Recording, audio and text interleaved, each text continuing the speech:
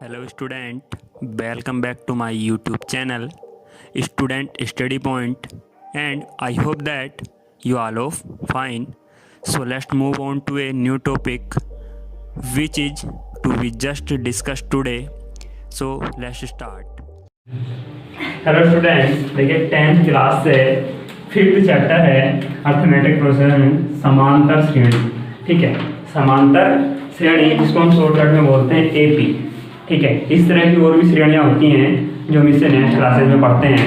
तो फिलहाल तो हम केवल बात करने वाले हैं 10th के अकॉर्डिंग केवल समांतर श्रेणी की यानी एपी की। तो देखिए सीरीज क्या होती हैं, कोई भी एक सीक्वेंस जो परमानेंटली चल रहा हो हम उसको बोलते हैं श्रेणी। ठीक है, अब समांतर श्रेणी उनमें से कैसे पहचानेंगे कि ये श्रेणी समांतर श्रेणी है, उसके बारे में बात करते हैं।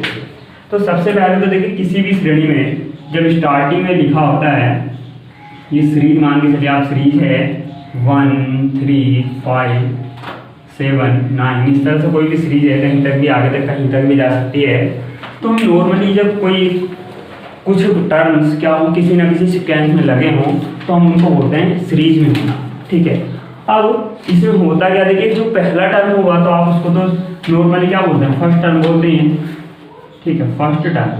तो अब इसको हम क्या बोलते हैं, प्रथम पद भी बोलते हैं। क्या बोलते हैं, प्रथम पद।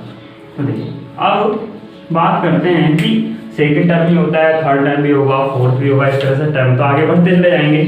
तो हमें केवल इस टाइम जो समझना, केवल क्या समझना, प्रथम पद यानी किसी भी श्रेणी में जो पहला पद लिखा जाता है वो चाहे समांतर श्रेणी हो या ना हो, हम उसको क्या बोलते हैं, प्रथम पद ही बोलते हैं। श्रेणी का केवल, अभी श्रेणी की बात चल रही है, अभी एपी की बात या समांतर श्रेणी की बात हम नहीं कर रहे हैं। ठीक है, अब देखिए अब बात करते हैं इसके आगे समांतर श्रेणी की। तो समांतर का मतलब है, इसको देखिए अलग अलग तोड़ के लिखिए, समान और अंतर यानी समान अंतर। तो इसका मतलब क्या हुआ कि यदि पदों के बीच में यानी जो श्रेणी है वो इस तरीके से बनी है कि उसके जो पद हैं उसके पदों का जो अंतर है वो क्या हो, बराबर हो, तो उसको ऐसी श्रेणी क्या कहलाएगी, समांतर श्रेणी कहलाएगी। एग्जाम्पल के तौर पर देखिए इसको बोलते हैं कॉमन डिफरेंस। क्या बोलते हैं, कॉमन डिफरेंस। ठीक है, तो देखिए क्या होगा, इसको देखिए 3 - 1 यानी सेकेंड टर्म में से अगर हम, और देखिए इसको जो बोलते हैं सारवांतर बोलते हैं, तो हम इसको रिप्रेजेंट करते हैं डी से। तो अगर पहला सारवांतर निकाल रहे हैं पहले और दूसरे पद के बीच, तो उसको रिप्रेजेंट करेंगे D1 से। अगर तीसरे और दूसरे के बीच में निकालेंगे तो D2, फिर आगे वाले में निकालेंगे तो नेक्स्ट, फिर इस तरीके से आगे निकालेंगे तो नेक्स्ट, यानी बढ़ता चला जाएगा D1 D2 D3 D4। ठीक है, तो आगे भी इस तरीके से चल सकता है। तो अब हमारा जो मेन मकसद है समांतर श्रेणी पहचानने का वो होता है, यदि ये D1 D2 D3 D4 किसी भी जगह पूरी की पूरी सीक्वेंस में यानी जो पूरी सीरीज है उसमें सब जगह क्या है, दो टर्मों का अंतर बराबर रहे, तो ऐसी श्रेणी क्या कहलाती है, समांतर श्रेणी। यानी समान अंतर वाली श्रेणी क्या कहलाती है, समांतर श्रेणी कहलाती है। यानी D1 का अंतर आया देखिए कितना, 2, D2 निकालिए आप तो 5 - 3 कितना आ जाएगा, 2, आप D3 निकालिए तो 7 - 5 कितना आ जाएगा, 2। जो ये डिफरेंस है ये क्या चलता चला जा रहा है, बराबर चलता चला जा रहा है। तो इसका मतलब ऐसी श्रेणी जिसके पदों का अंतर क्या हो, सभी जगह बराबर हो, क्या कहलाएगी, समांतर श्रेणी कहलाएगी। ठीक है, क्लियर हुआ इतना। अब देखिए इसको रिप्रेजेंट कैसे करते हैं, प्रथम पद तो रिप्रेजेंट किया जाता है ए से। ठीक है, किससे, ए से। मैंने बोला सारवांतर को रिप्रेजेंट करते हैं हम किससे, डी से। तो इसके लिए तो देखिए डी लिखा हुआ ही है, सारवांतर जिसको बोलते हैं हम, यानी पदों का अंतर जो होता है। तो अगर मैं यहाँ इसी की बात करूँ तो पहला पद लिखा हुआ था 1। ठीक है, इसमें अगर मैं सारवांतर जोड़ दूं, पहला पद तो 1 हो गया, दूसरा पद कैसे निकाला, यदि हम पहले पद में सारवांतर जोड़ देते हैं तो क्या आ जाता है, दूसरा पद निकल कर आ जाता है, 3। अब अगर इसमें दोबारा से क्या कर दिया जाए, फिर डी जोड़ दिया जाए, यानी 1 + D + D। ठीक है, यानी ये दूसरा पद था, दूसरे पद में एक बार और क्या कर दिया, डी जोड़ दिया, तो 2 और 2 4 और 1 5, यानी तीसरा पद फिर आ जाएगा। इसी तरीके से क्या हुआ, इसको अगर मैं वेरिएबल्स के टर्म में लिखूं तो ये हो जाएगा 1 + d, ठीक है। नेक्स्ट 1 + d तो पहला था, अब इसमें d और जोड़ दिया, ठीक। नेक्स्ट a + d + d तो यहाँ तक हो गया, प्लस 1d नेक्स्ट वाला और आ गया। तो इसी को इस सीक्वेंस में हम लिख सकते हैं। अब देखिए इसको सोल्व करके क्या आ जाएगा, तो सोल्व अगर करते हैं तो ये आ जाएगा a + d, ये हो जाएगा a + 2d, ठीक है। ये हो जाएगा a + 3d। तो इस तरीके से आपका आगे भी टर्म आ सकते हैं। देखिए अब ये हुआ क्या, ये हुआ ये है, आप नॉर्मली यहाँ क्या सेंस लगा सकते हैं कि पहला पद तो जो है वो है ही, ठीक। सेकेंड टर्म ये है, थर्ड ये है, फोर्थ ये है। तो क्या होता है, देखिए जो d की वैल्यू होती है तो प्रथम पद में d को कैसे जोड़ा जाता है उसको थोड़ा बता देते हैं। देखिए थर्ड टर्म निकाला तो d के साथ में 2 है, सेकेंड निकाला तो 1 है, फोर्थ निकाला तो 3 है। इसका मतलब क्या हुआ कि जब हम श्रेणी लिख रहे हैं तो हम जो अगला पद लिख रहे होते हैं तो प्रथम पद में जो हमारे पास टर्म नंबर है, यानी पद की जो संख्या, जैसे दूसरा, तीसरा पद, चौथा पद, तो उस पद की संख्या को रिप्रेजेंट करते हैं, नंबर ऑफ टर्म्स को रिप्रेजेंट करते हैं स्मॉल एन से, यानी पदों की संख्या को रिप्रेजेंट करते हैं, पदों की संख्या को रिप्रेजेंट किया जाता है स्मॉल एन से, ठीक है। तो अब इस पदों की संख्या से 1 घटाकर d के साथ अगर मल्टीप्लाई कर दी जाए, d के साथ अगर मल्टीप्लाई कर दी जाए तो आपका क्या बन के आ जाता है, समांतर श्रेणी बनती चली जाएगी। देखिए नेक्स्ट भी इसी तरीके से आ जाएगा, किसी में भी रख के देख लीजिए, हर एक में ये वैल्यू निकल जाएगी आपकी। ट्राई करके देख लेते हैं। देखिए ये दूसरा टर्म है, तो a n की जगह क्या रखिए, 2 - 1, 2 - 1 इंटू d, कोमा। तीसरा टर्म है तो a + 3 - 1 इंटू d, ठीक है। आगे डॉट डॉट आप निकालेंगे इस तरीके से, तो a तो ऐसे ही रहेगा, यहाँ कितना आ जाएगा a + d, ठीक है। यहाँ कितना आ गया फिर से a + 2d। तो देखिए आप अगर मिलाएं तो जो ये वाली आपकी लाइन निकल के आ रही है श्रेणी की और ये श्रेणी क्या होंगी, दोनों इक्वल होंगी। तो इसका मतलब क्या होता है, जब हमें पद निकालने होते हैं, जो भी पद निकालना होता है वो कैसे निकाला जाता है कि आप उस श्रेणी का प्रथम पद में क्या जोड़ दें, टर्म नंबर में से 1 घटाएं, टर्म नंबर में से 1 घटा दें। जैसे अगर आपको फिफ्थ निकालना है तो फिर 5 में से 1 घटाएं, फोर्थ टर्म निकालना है तो 4 में से 1 घटाएं। तो अगर आप फिफ्थ टर्म निकाल रहे हैं, आप क्या निकाल रहे हैं, फिफ्थ टर्म निकाल रहे हैं, तो 5 में से क्या घटा दीजिए आप, 5 में से 1 घटा दीजिए, तो कितना बचेगा 4। तो टर्म क्या बनेगा, a यानी प्रथम पद में इस 4 की मल्टीप्लाई आप कर दीजिए सार्वधातुक में, तो आपका जो टर्म आ जाएगा ये आ जाएगा फिफ्थ टर्म, ठीक है। और किसी भी टर्म को रिप्रेजेंट कैसे करते हैं कि आप 5वां पद निकाल रहे हैं, छठा पद निकाल रहे हैं, तो a n से रिप्रेजेंट किया जाता है। किसको किया जाता है, टर्म्स को रिप्रेजेंट किया जाता है, आप जो भी टर्म निकाल रहे होते हैं। अब दूसरी चीज देखिए, इसका टर्म निकालने का फॉर्मूला क्या बना, जो हमने यहाँ लिखा था।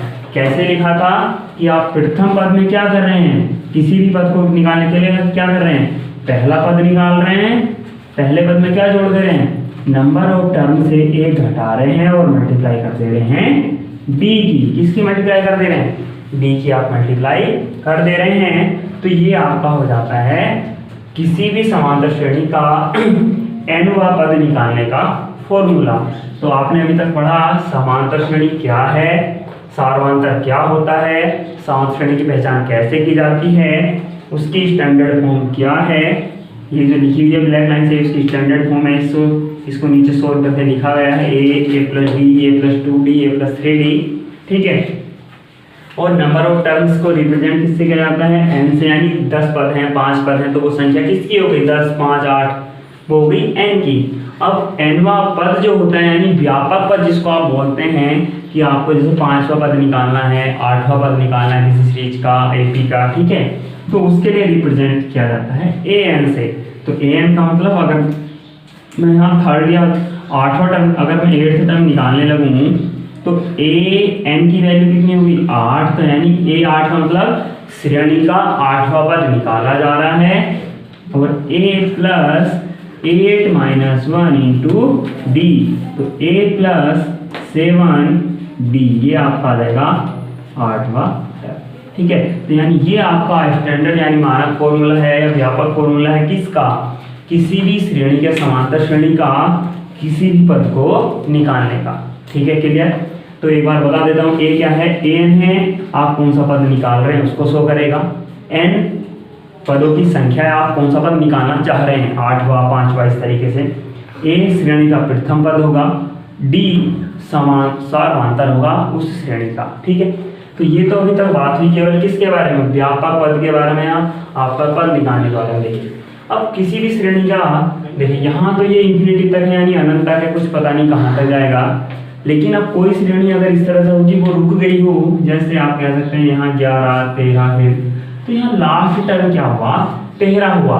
तो किसी श्रेणी का लास्ट पद निकालने का भी फॉर्मूला यही होता है, बस जस्ट चेंज क्या कर देते हैं थोड़ा सा, लास्ट टर्म के लिए एल से रिप्रेजेंट कर दिया जाता है, फॉर्मूला यही रहेगा। तो L is equal to A plus N minus 1 into D, तो ये क्या हो जाता है अंतिम पद का फॉर्मूला हो जाता है, किसका, समांतर श्रेणी का अंतिम पद निकालने का फॉर्मूला हो जाता है। तो ये आपके समान श्रेणी के कुछ स्टेप हैं। ठीक है, देखिए अब इसमें थोड़ा रह जाता है कि आप देखिए हमने पदों की संख्या निकाल ली, प्रथम पद क्या है इन सब के बारे में तो जान लिया, अंतिम पद भी कैसे निकाल सकते हैं, लेकिन अगर मैं कहूँ इनका योग बताइए तो उसके लिए तो कुछ ना कुछ चाहिए होगा।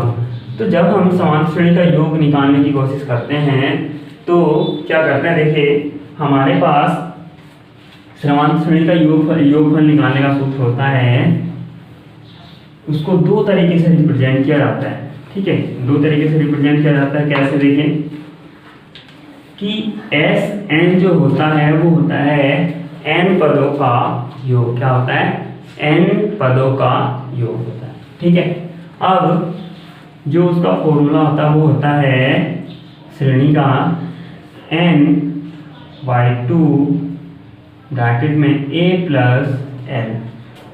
ठीक है, a प्लस एल यानी प्रथम पद प्लस अंतिम पद का योग और गुणा में n बाई 2, ये होता है आपका समांतर श्रेणी के n पदों का योगफल का फॉर्मूला। ठीक है, अब देखिए ऐसा ना भी हो तो एक फॉर्मूला और भी होता है, एस एन जो मेन है ये उसी से निकल के आता भी है। तो आपका जो फॉर्मूला होता है एस एन वाला वो होता है एन बाई 2 ब्रैकेट में 2a plus N minus 1 into D. ठीक है, n माइनस 1 इंटू डी, तो ये आपका क्या हुआ फॉर्मूला हुआ। अब देखिए निकालने के लिए आप इसको भी निकाल सकते हैं कहाँ से आया है। ठीक है, बाकी ऐसा कुछ इसका प्रूफ वगैरह कहीं आता नहीं है, नॉर्मली आप क्या रखें इनको केवल ध्यान रखें, आप ऐसे ही याद करें, क्योंकि इनका प्रूफ वगैरह जब आप पढ़ेंगे तो 11वीं क्लास की जो आप जब AP पढ़ेंगे तो उसमें इसके साथ दूसरी श्रेणी भी होती है GP। ठीक है, गुणोत्तर श्रेणी, तो वहाँ इनके आपको प्रूफ भी मिल जाएंगे कि ये प्रूफ कहाँ से आए हैं। तो आपके स्टैंडर्ड तक केवल क्या है इन सूत्रों को डायरेक्टली यूज करना है। समान पूरी एक्सरसाइज में आपको क्या क्या मिलेगा, देखिए मैं बता दूं आपको मिलेगा समांतर श्रेणी की पहचान करना। ठीक है, कि समांतर श्रेणी है या नहीं, अगर होगी तो उसमें से एक या दो टर्म आगे के निकलवाएगा आपसे सीरीज के।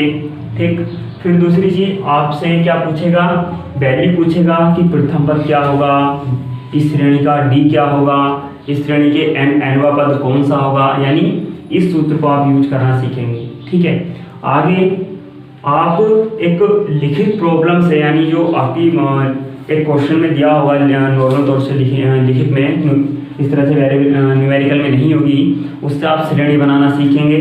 ठीक है, बाकी आगे की बात करें तो आप उसमें सीखेंगे कि जो हमारे पास AP बनेगी यानी जो समांतर श्रेणी बनेगी उसके अंतिम पद के बारे में कुछ सीखेंगे कि अगर आपके पास पूरी श्रेणी दे रखी हो, अंतिम पद भी दे रखा हो, जैसे यहाँ डॉट डॉट लगा के मैं लिख दूँ 99।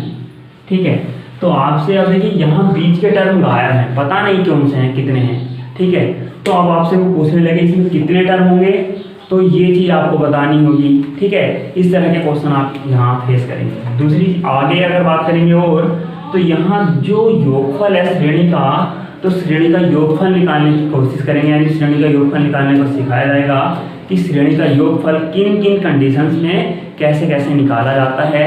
तो इन सब चीज़ों के बारे में हम आगे विस्तार से पढ़ेंगे।